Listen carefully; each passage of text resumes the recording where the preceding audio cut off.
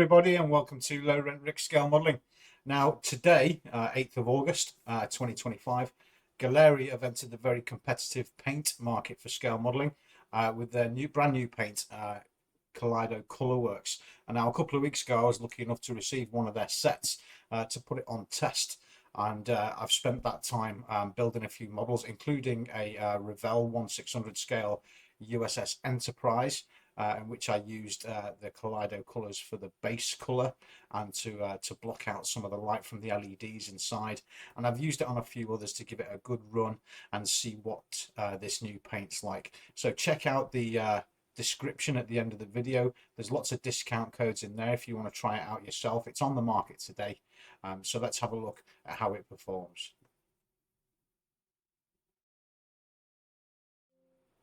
The set I elected to test is the Mecha set. That's 24 colours and the white primer.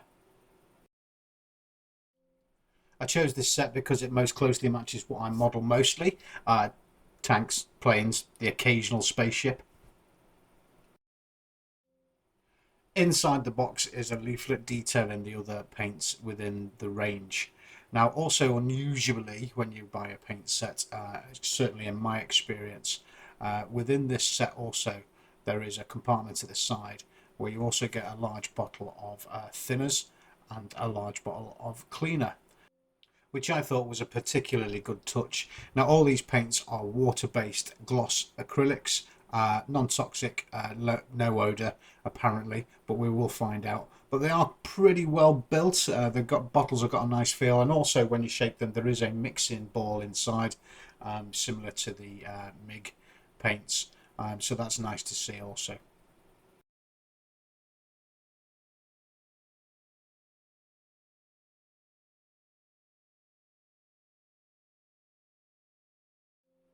First of all, I'm going to give the primer a quick test. I don't use primer an awful lot. I do use it sometimes. This is a very old model of a Spitfire that I'm doing here. All the models that I build in this video will be linked in the description below if they are in fact finished. But what I find with the very old models that they've been knocking about in their boxes for 10s, 20s, 30 years is the surface sometimes does get a bit scratched and pitted from rattling about. So a primer is really quite useful for those fine scratches, and this one seems to be doing the job really well. It feels a little bit like the fine surface primer from Tamiya. I put it over in two very thin coats, but it does exactly what it says on the tin. The feel is good, it's extremely smooth, and it does smooth out those very fine lines and scratches within the surface of the model, and also it really does make your top colour coat pop when you've used a good primer. So moving on to using the actual paint itself on the Enterprise. So this is going on to bare plastic, so I've mixed the colour here. The reason I'm using the Kaleido paint here is because it's a very hard wearing surface, and also is very good at blocking out light, which I tested on the Spitfire wing by shining a torch underneath. So I've mixed myself a colour which is a little bit lighter because it will have a lighter top coat of a different brand of paint over the top. But primarily this is to give it the hard wearing surface and to stop the ship, which is absolutely packed with LEDs, from any bleed coming directly through the plastic. What I'm finding during this first use is everything it says on the tin so far is correct. It's flowing extremely well through the airbrush. I'm not getting any tip drying, and it is conversely drying extremely quickly on the model. I'm doing a very thin coat, a couple of very thin coats, but I can already see that the finish is really quite good. On the PBY, the Jacques Cousteau flying boat, again directly to the plastic, and I wanted this semi-gloss finish using the white, and also it's going to have a bit of yellow on the hull. Now, white and yellow have notoriously been difficult colours to use in the past, but as you can see here, they go together really well, and the coverage is really good.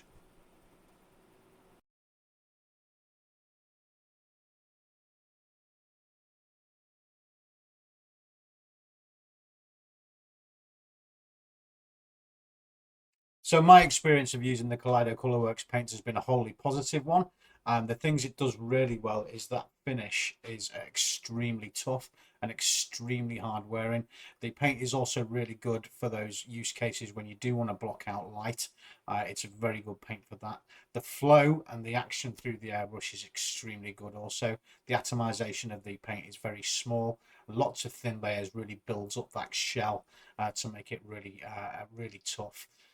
The surface, once dried, will also take different paints and different coverings and weatherings and panel liner, and also any varnish that you might choose to use. Some limitations so far, obviously I would like to see lots more colours in the sort of planes, tanks, the armor and earth range. So I'd like to see more of the beiges, the browns, the greens, the camos, and some of the more difficult to produce lighter shades. So other manufacturers out there, as we know, have got a very wide choice of shades. You can mix these paints very successfully, but that's what I'd like to see them moving forward, is come out with something that's just for the planes and the armor and the camo.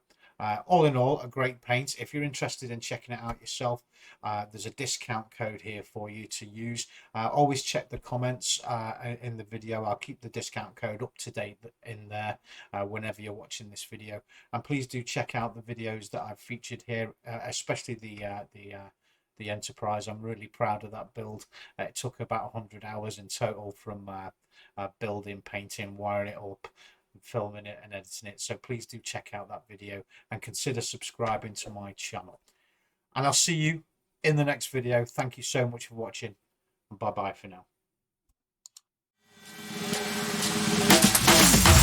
now.